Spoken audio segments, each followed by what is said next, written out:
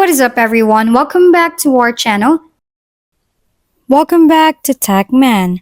This tutorial will guide you through the process of creating captions and subtitles quickly in Adobe Premiere Pro. Adding captions can significantly enhance the accessibility and engagement of your videos, making them more enjoyable for a wider audience.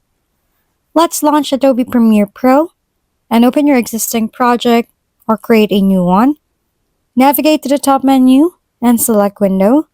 From here, click Text. From the Text panel, click Captions tab.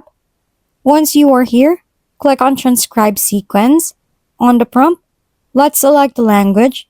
In my case, let's select English.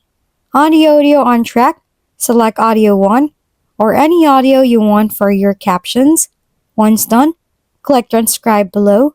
Wait for it to generate auto transcriptions. And once done, you can see over here all the scripts. You can edit them if you think that they are not correct. Ensure your captions are visually appealing and consistent throughout your video. By following the steps, you can enhance the accessibility and viewer experience of your videos. Remember to always review your captions for accuracy and style to ensure they complement your content effectively.